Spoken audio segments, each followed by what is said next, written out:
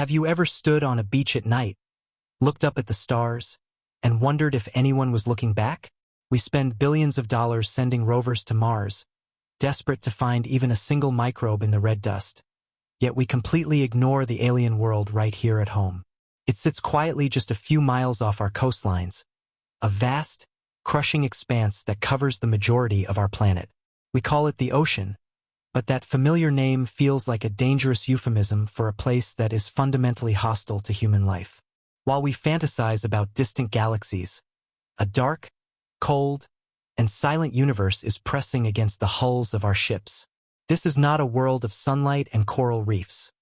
It is a realm of perpetual night where the rules of biology are twisted into nightmares. Why are we so obsessed with the sky when the true unknown lies beneath our feet? Perhaps we are afraid of what we might find if we look too closely at the abyss. To truly understand this environment, you have to strip away the comforting image of the sun-drenched surface where we swim and play. Imagine sinking slowly beneath the waves, watching the light of the sun fade from a brilliant gold to a bruised, suffocating blue. As you descend, the water pressure begins to build, pressing against your body with the weight of a freight train. This is the first warning that you are crossing a border into a territory where you do not belong. The deeper you go, the more the ocean feels like a living, breathing entity that wants to squeeze the life out of you. It is a physical manifestation of claustrophobia, a wet tomb that stretches down for miles. Most of us panic when we can't touch the bottom of a swimming pool, but here the bottom is further away than the clouds in the sky. You are entering the twilight zone, and the door is locking behind you. In the twilight zone, between 200 and 1,000 meters deep, the last vestiges of sunlight fight a losing battle against the gloom. It is a place of shadows and silhouettes, where creatures have evolved massive, sensitive eyes to catch the final photons of the day. Here, life becomes a desperate game of hide and seek, where being seen means almost certain death. You might glimpse shapes moving in the periphery of your vision, monstrous, elongated forms that vanish before you can focus on them. The water is getting colder now, dropping to temperatures that would stop your heart in minutes. This is the transition layer, the gray area between our solar world and the eternal midnight below. It feels like standing in a haunted house waiting for a ghost to appear. Only the ghost is a 40-foot squid. The silence is absolute, broken only by the groaning of the immense volume of water shifting around you. Once you cross the 1,000-meter mark, the sun is gone completely, extinguished by the sheer density of the water column above. Welcome to the Midnight Zone, the largest habitat on Earth, shrouded in absolute, crushing darkness. In this pitch-black void, the only light comes from the creatures themselves, flickering like malfunctioning street lamps in a thick fog. Bioluminescence is the language of the deep, used to lure prey, find mates, or scream warnings into the emptiness. Imagine drifting through a black void where invisible monsters signal each other with flashes of neon blue and green. It is a psychedelic nightmare where the ground is nowhere to be found and up and down lose all meaning. The pressure here is hundreds of times greater than at the surface, enough to crush a submarine like a soda can. Yet, incredibly, life thrives here, hiding in the dark, waiting for something to fall from above. The most terrifying aspect of this deep-sea world is not the monsters we know, but the sheer scale of what we don't know. Scientists estimate that more than 80% of our ocean remains completely unmapped, unobserved, and unexplored. We have better maps of the surface of Mars and the dark side of the Moon than we do of our own ocean floor. Every time we send a camera down into a new trench, we discover species that defy all our biological classifications. We are blind landlords, completely unaware of the tenants living in the basement of our own house. Entire mountain ranges and canyon systems exist in the dark, dwarfing the Grand Canyon, yet no human eye has ever seen them. What colossal creatures could be hiding in those millions of square miles of shadow? The ocean is simply too big for us to claim we know it, and that ignorance is dangerous. We must remember that the ocean is the ancient ancestor of everything alive today, a primordial soup that was here long before the first dinosaur took a breath. It has survived asteroids, ice ages, and mass extinctions that wiped the surface clean of life. While humanity is just a blinking cursor in the timeline of Earth, the deep ocean is the hard drive where the history of life is stored. The creatures down there are living fossils, preserving genetic secrets that predate the separation of the continents. They have watched the world burn and freeze from the safety of their high-pressure sanctuary. This ancient resilience suggests that the deep ocean is not just a graveyard, but a fortress. It is a place where evolution plays the long game, unbothered by the chaos of the surface world. We act like we own the planet, but the deep ocean knows it is the true master of this rock. So, if this environment is so vast, so ancient, and so protected, why do we assume we are the only intelligent ones here? We tend to think of intelligence as something that requires fire, tools, and starships, but the ocean demands a different kind of brilliance. What if a mind is developing in the darkness, one that doesn't need technology because it can manipulate its own biology? Imagine a consciousness that is distributed across 1,000 coordinated bodies or a hive mind that spans an entire trench system. We might be looking for radio signals from space while a silent, brooding intellect is watching us from the abyss. The darkness of the deep sea is the perfect cover for a civilization that doesn't want to be found. They wouldn't build cities of stone. They would build cities of flesh and sound. And perhaps, just perhaps, they are wondering when we will finally come down to meet them. As we stand on the precipice of this underwater frontier, we have to ask ourselves a chilling question. Are we prepared for what we might find? The ocean is not empty. It is waiting, breathing, and evolving in ways we can barely comprehend. In the next chapter of our journey, we will look at the candidates for this underwater throne, the creatures that are already testing the fences of their biological prisons. We will examine the terrifying intelligence of the cephalopods and the ancient wisdom of the whales. But for now, look out at the water one more time and try to shake the feeling that something is looking back. The surface is just a thin veneer over a world of monsters and mysteries. The dive is about to begin, and there is no turning back. Take a deep breath because we are going down. If humanity were to vanish tomorrow, who would inherit the earth? We often imagine our successors would be our closest relatives, the apes, but the true heirs might be waiting in the water, already armed with an intelligence so alien it defies our understanding. Meet the candidates for the throne, the cephalopods. Octopuses, cuttlefish, and squid are not just smart for invertebrates. They are smart, period. They solve puzzles, use tools, and even hold grudges against specific researchers. But here is where the horror creeps in. They are not smart like us. A human brain is a centralized command center, a dictator sitting in the skull. An octopus, however, is a democracy of neurons.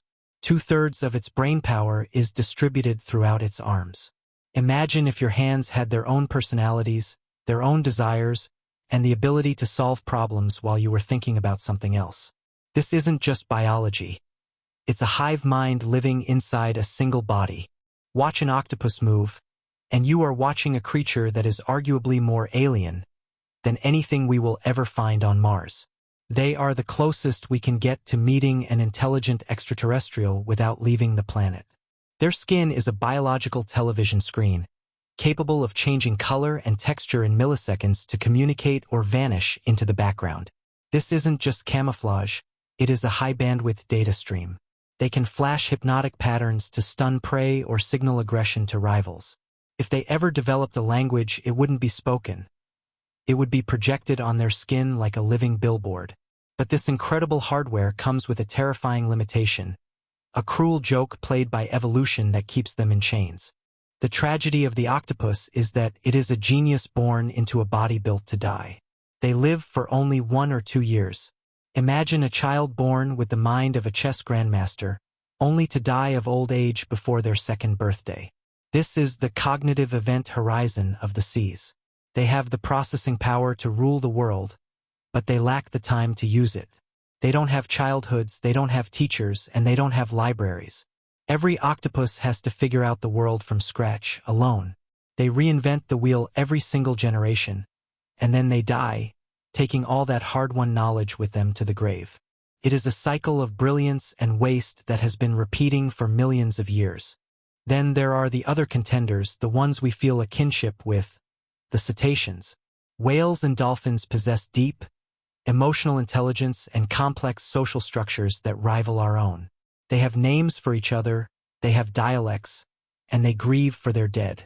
In the deep ocean, sperm whales communicate over hundreds of miles with clicks that are loud enough to vibrate a human body to death. They are the philosophers of the sea, living for almost a century, passing down songs and hunting techniques from grandmother to calf. They have the time that the octopus lacks, and they have the society. But they have a different problem, one that is just as crippling. Whales and dolphins are trapped by their own anatomy. They have the minds of builders but the bodies of torpedoes. They have no hands, no fingers, no way to manipulate the world around them.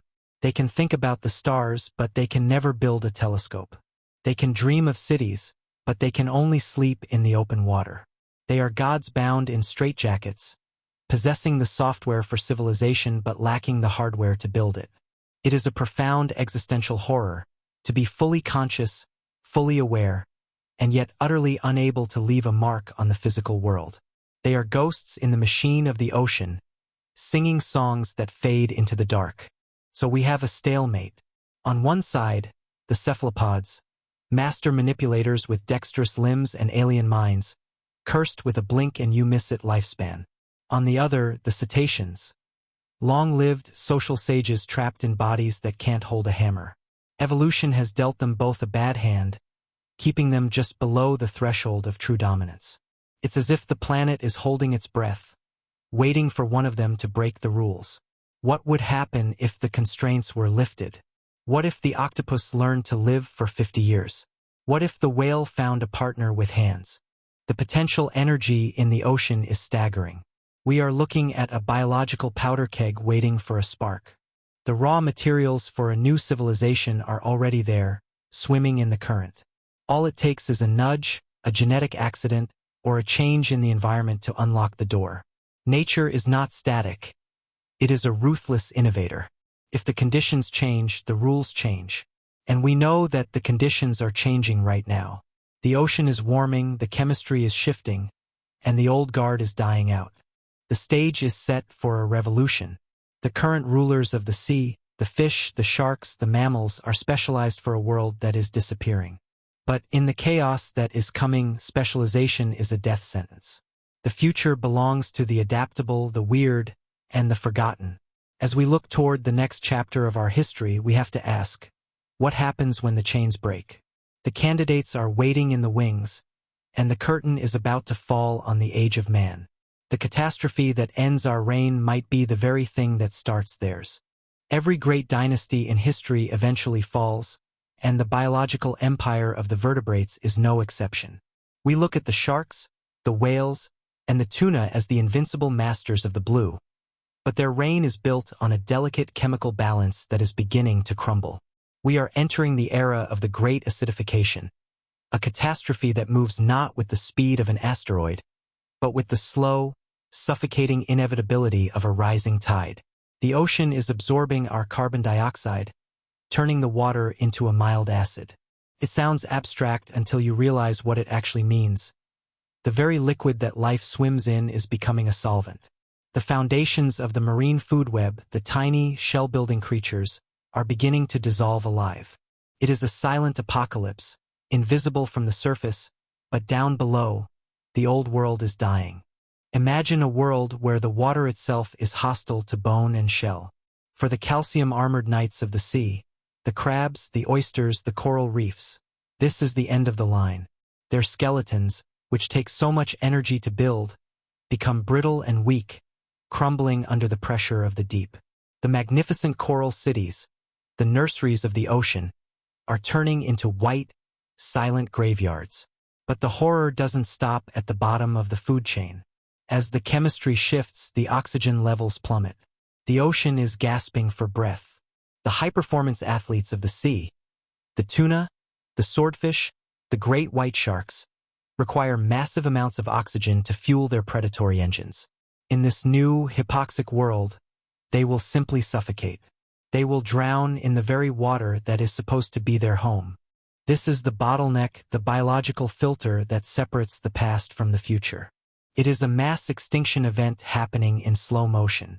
The whales, those wise, ancient giants we spoke of, will likely be the first to fall. Their complex societies, their songs, and their culture will be silenced not by harpoons, but by the collapse of the ecosystems that feed them. It is a heartbreaking thought. The most intelligent creatures on the planet starved out of existence because the chemistry of their world shifted a few decimal points. The ocean of the near future will be a lonely, quiet place, stripped of the giants that once roamed its currents. But nature abhors a vacuum, and where one kingdom falls, another is waiting to rise from the muck. As the fish and mammals die off, the ocean will revert to a state not seen for 500 million years. Scientists call it the rise of slime. Jellyfish, which require almost no oxygen and have no hard parts to dissolve, will bloom in numbers that defy imagination. They will fill the empty seas, drifting in thick, stinging clouds that stretch for miles. Microbial mats will cover the seafloor, smothering the last of the coral. It will be a gooey, primordial world, a regression to a time before complex life took hold. To a human time traveler, this future ocean would look like a nightmare, a dark, gelatinous soup teeming with simple, brainless life. Feels like a step backward, a defeat. But in the shadows of this slime-filled world, something else is watching, waiting, and adapting. This toxic, acidic environment is a death sentence for the old guard, but it is an opportunity for the adaptable. And who is the most adaptable creature in the sea? The cephalopod. While fish populations are crashing, octopus and squid populations are booming. They are the weeds of the ocean, growing fast, dying young, and exploiting every crack in the ecosystem. They don't have internal skeletons to dissolve. They don't need as much oxygen as a shark. They are built for change. As their predators vanish and their competition suffocates, the oceans will become an open playground for them. The bottleneck that kills the whale is the door that opens for the squid. In this ruined world, the evolutionary pressure on the cephalopods will shift. For millions of years, they have been the prey, forced to hide, camouflage, and flee. But now, the monsters that hunted them are gone. The pressure is no longer about hiding. It is about hunting. With the vertebrates gone, the cephalopods can finally grow. They can leave the hiding spots and claim the open water. We might see the return of giant, armored squids, or octopuses that grow to the size of buses, no longer afraid of being eaten. The shackles of predation are broken. The candidates we met in the last chapter are about to be given the keys to the kingdom.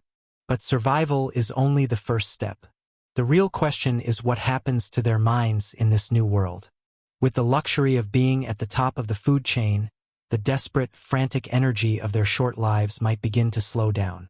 Maybe they start to live longer. Maybe they start to teach their young. The catastrophe of the great acidification wipes the slate clean, removing the biological barriers that kept them in check.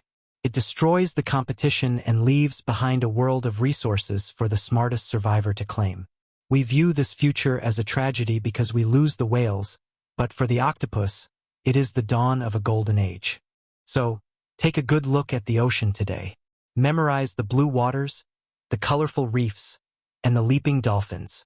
You are looking at a dying world, a walking ghost of an ecosystem. The future is not blue. It is dark, acidic, and gelatinous. But it is not dead. It is just changing management. The vertebrates had their turn, and we squandered it. Now, the ocean is preparing to hand the baton to a new lineage. The fires of the apocalypse are clearing the forest for new growth, and in the ashes of our world, the invertebrate kings are beginning to stir. The silence of the abyss is about to be broken by a new kind of voice. Fast forward 5 million years. The human race is a distant memory, a layer of plastic and radioactive isotopes buried in the sediment. The ocean has stabilized, but it is a very different place from the blue wonder we once knew. The whales are gone. The tuna are gone. The water is warm, acidic, and thick with jellyfish blooms. But in this toxic silence, life has found a way. The survivors of the great acidification didn't just endure. They evolved. The empty ecological niches left by the vertebrates were too tempting to ignore, and the invertebrates have risen to claim them. This is the era of the awakening, where the nightmares of the past become the rulers of the future. Meet the first of our new lords, the swamp octopus. No longer confined to the deep, this creature has adapted to the ruin of the coastlines. Its skin is thick and leathery, evolved to withstand the acidic bite of the water. But its most terrifying adaptation is its behavior. It has learned that the land is no longer a place of death, but a buffet. With no birds or land mammals to stop it, the swamp octopus drags itself onto the mudflats at night, hunting in the twilight of a broken world. It doesn't just grab prey, it sets traps. It arranges shiny debris to lure curious crabs, a behavior that hints at a dark, calculating intelligence. It is the first step toward a creature that views the world not just as an environment, but as a tool. Deeper down, something even stranger is brewing. The solitary nature of the crab has been replaced by a terrifying unity. Introducing the hive-mind crab, a species that has realized that one brain is weak, but 1,000 are unstoppable. Individually, they are simple scavengers. But when they gather in massive mounds, linking their antennae in a bioelectric network, they become a supercomputer made of shell and claw. They solve problems that no single animal could crack. They dismantle whale skeletons bone by bone to build fortresses. They coordinate attacks on massive jellyfish with military precision. It is a biological internet, a consciousness that exists only when the colony is together. If you disturb the pile, the intelligence vanishes. If you let it grow, it begins to plan. But intelligence is useless without technology, and here lies the greatest barrier for our underwater civilizations. Fire. You cannot forge steel or smelt copper in the ocean. So, how does a civilization rise without metal? The answer is biological technology. They don't build machines, they grow them. Instead of inventing a spear, they selectively breed a fish with a sharper beak. Instead of building a net, they cultivate a curtain of stinging jellyfish to herd their prey.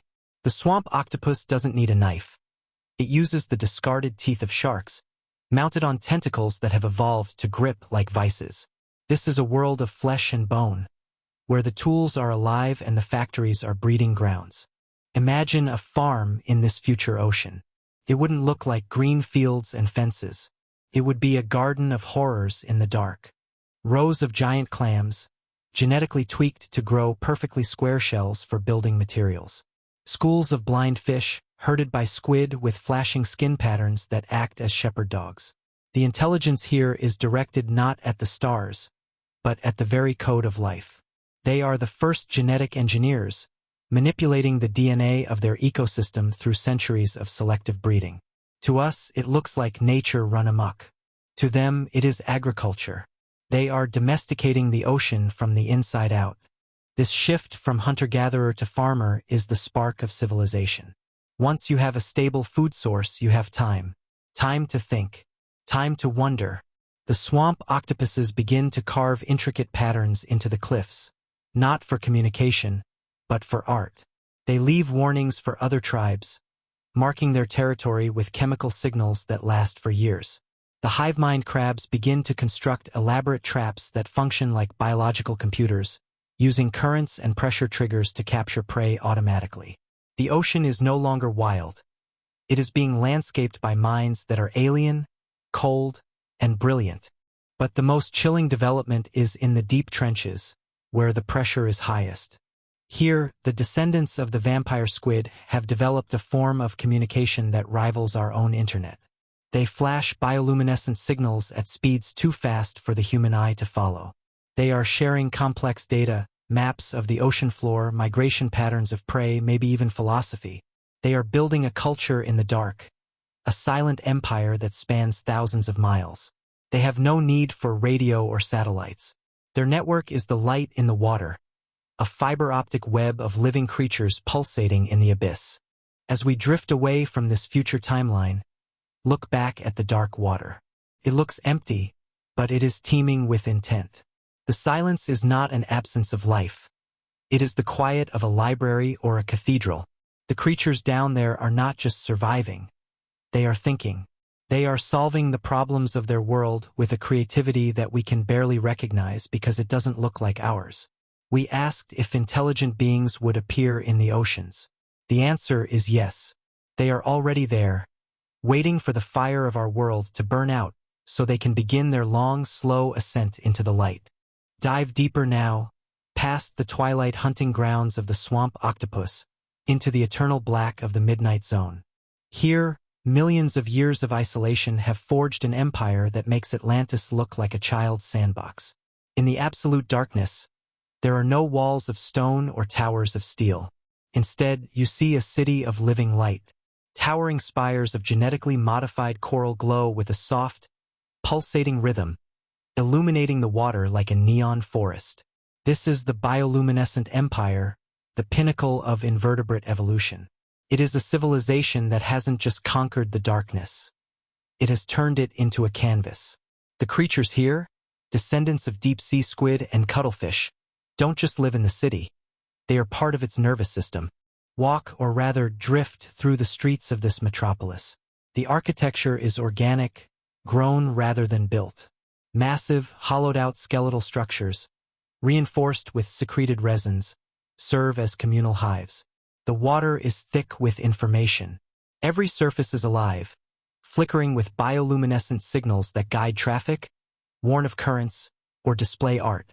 It's like standing inside a computer server room, but the cables are veins and the screens are living skin. This is a society where light and speech are the same word. To be dark is to be silent. To shine is to speak. The citizens of this empire have evolved a form of communication that shames our clumsy spoken languages. Humans communicate by pushing air through meat flaps to make noise, a slow and serial process. These beings communicate with their skin. Their bodies are covered in millions of chromatophores, pixels of pigment that can change color and texture in milliseconds. They can project entire images, complex mathematical concepts, or raw emotions directly onto their bodies. It is visual telepathy. A debate here isn't a shouting match. It's a dazzling light show of flashing patterns and shifting hues. They don't just tell you how they feel. They show you, instantly and perfectly. Because their language is so fast and their connection so direct, their culture is built on radical transparency. Lying is almost impossible when your thoughts are written on your skin. This has created a society that functions as a collective consciousness, a step above the hive mind of the crabs. They retain their individuality, but they share a deep, empathetic link with their neighbors. When one individual discovers a new hunting technique or solves a philosophical problem, the knowledge ripples through the community like a wave of color. Intelligence here isn't hoarded. It is radiated. But their morality would terrify us. In a world without fire or paper, how do you preserve history? You eat it. In the bioluminescent empire, the consumption of the dead is a sacred rite. They believe that knowledge is stored physically in the neural tissue. To eat an ancestor is to download their memories, to keep their wisdom alive in the collective biological hard drive. It is a literal communion, a gruesome but loving act of preservation. They don't have graveyards. They have living libraries. The wisdom of the past 5 million years is walking around in the bodies of the present generation. And what of us? What do they think of the strange, hairless apes that once boiled the ocean? To them, we are the ancient builders, mythical giants who left behind mysterious, indestructible artifacts. They find our plastic bottles, our glass shards, and our titanium artificial hips buried in the silt. They don't know what these things are, but they revere them. A plastic bottle might be the centerpiece of a temple, glowing with holy light. A microchip might be worn as the crown jewel of a high priest. They treat our trash with more respect than we ever did. Their art is a reflection of this deep reverence for the past and the environment. They create sculptures not by chipping away stone, but by arranging the bones of whales and the shells of giant clams into intricate mandalas on the seafloor. These installations are meant to be viewed from above, bioluminescent tributes to the silence of the deep. They don't seek to conquer the ocean or tame it. They view themselves as the ocean's immune system, the white blood cells keeping the planetary body healthy. They look at our ruined cities on the coastlines as a warning. This is what happens when you fight the world instead of becoming it. This is a civilization that has achieved what we never could balance. They are superior to us not in technology or firepower, but in sustainability. They have existed for eons in the dark, building a world of light and connection while we burned ourselves out on the surface. As we float in their glowing streets, watching the silent conversations flash across their skin, we realize the ultimate horror. They don't envy us. They pity us. To them, we were just a brief, noisy flash in the pan, a chaotic biological experiment that failed. The future belongs to the quiet, the patient, and the glowing. Let's shift our perspective one last time. We are no longer looking at the ocean. We are looking from it. Imagine seeing the world through the sensors of a hive-mind crab or the chromatophores of a deep-sea squid. To them, the ocean floor is not a dark void. It is a landscape of chemical trails, pressure waves, and history written in the silt. One day, a scout from the bioluminescent empire is sifting through the sediment of a deep trench, and its tentacle brushes against something hard. It isn't rock. It isn't bone. It is smooth, symmetrical, and impossibly durable. It is a plastic bottle, buried for 5 million years, a relic from a civilization that burned bright and died young. The scout doesn't know what a bottle is. It doesn't know what plastic is. To this creature, the object is an anomaly, a geological glitch. It tastes the surface with its suckers, analyzing the chemical composition. It realizes that this object was not grown. It was made. But by whom? There are no other creatures in the ocean capable of such precision. The object is passed up the chain, analyzed by the collective minds of the colony. They treat it with the same cold curiosity we would apply to a dinosaur bone. It is a piece of a puzzle that doesn't fit, a whisper from a ghost that no one remembers. They begin to dig deeper. They find more anomalies, a layer of sediment, thin as a razor blade, that is rich in radioactive isotopes and rare earth metals. They call it the thermal spike layer. They're scientists, if we can call them that, deduce that millions of years ago, the planet's temperature skyrocketed for a brief, violent moment. They realize that something happened here, something that broke the natural cycle of the climate. They don't see us as masters of the planet. They see us as a fever that the Earth caught and then recovered from. We are not the heroes of this story. We are the catalyst. It is a humbling thought, isn't it? We spend our lives worrying about our legacy, building monuments and writing history books, hoping to be remembered. But to the future rulers of the Earth, we are just a layer of strange dirt. They might put a human skull in a museum of natural history, labeled unknown primate, late Anthropocene. They will look at our large brain cases and wonder why we went extinct. Did we run out of food? Did we eat each other? They will never know that we drove ourselves off a cliff because we couldn't agree on how to save ourselves. Our tragedy will be nothing more than a biological footnote. But perhaps there is a strange kind of comfort in this. We tend to think that if humanity dies, intelligence dies with us. We act as if we are the universe's only attempt at consciousness. But the ocean proves us wrong. Intelligence is not a fluke. It is a survival strategy.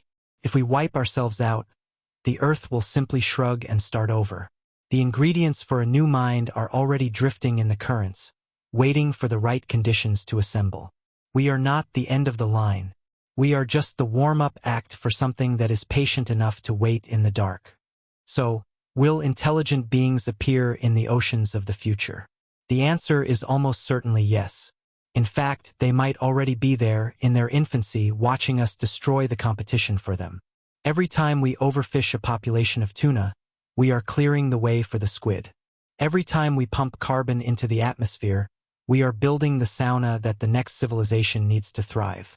We are the unwitting architects of a world we will never live to see. We are building the house, but we won't be the ones living in it. As you stand by the shore tonight, listening to the waves crash against the sand, try to hear it not as a peaceful sound, but as a clock ticking. The ocean is a patient monster. It has seen empires rise and fall a dozen times before, and it will see a dozen more. It doesn't care if the intelligence swimming in its depths has 10 fingers or 8 tentacles. It only cares that life continues. The abyss is not empty. It is pregnant with the future.